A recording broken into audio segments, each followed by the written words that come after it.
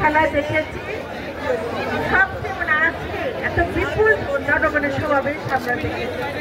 আমি এই খেলার আয়োজক যাদের আছে করেছেন আজকে অনুষ্ঠান তাদেরকে সবাইকে ধন্যবাদ এবং কৃতজ্ঞতা জানাচ্ছি। আর যারা এখানে অংশগ্রহণ করেছে আমি মনে করি তাদের একটা জোরে হাততালিতে তাদের অভ্যর্থনা জানানো হোক। এই তরুণ সমাজটা আজকে দেখি পাঁচের মতো খেলা দেখতে এটা কিন্তু একটা ভালো দিক লক্ষ্য করা যায়। বিগত 17 বছর কিন্তু আমরা এভাবে একত্রিত হতে পারিনি। আজকে সেই সুযোগ এসেছে আমরা সবাই আগামীতে যাতে সেইভাবে একত্র হয়ে এই খেলাকে সামনে থেকে নিয়ে যেতে পারি সেদিকে আমাদের কাজ করতে হবে এবং সেই কাজ করতে গেলে কি করতে হবে একটা গণতান্ত্রিক সরকার প্রতিষ্ঠা করতে হবে।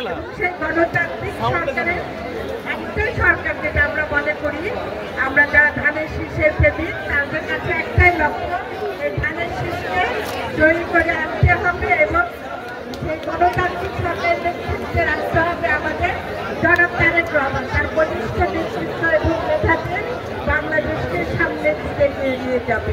যেখানে যারা উপস্থিত আছেন এলাকাবাসী আপনাদের প্রতি বিনীত অনুরোধ থাকলো আগামী নির্বাচন আসছে।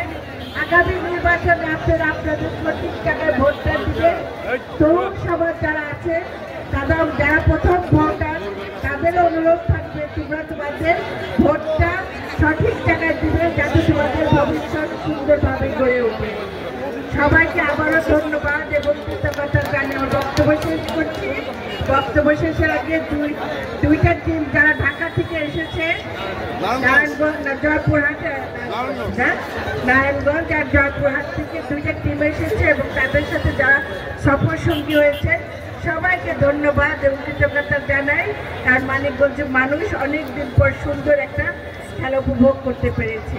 আর দুইটা টিম আছে দুইটা টিমের জন্য আমি 50-50 করে 50,000 আর দুই টিমের জন্য 50,000 1 লক্ষ টাকা আমি আপনাদের হাতে তুলে দিব। আপনারা সবাই ভালো থাকুন সুন্দর থাকুন আগামীতে যেন ধানের শীষ নিয়ে আমরা সবাই আবার এক জায়গায় হতে পারি সে প্রত্যাশা নিয়ে বিদায় নিলাম। আল্লাহ হাফেজ।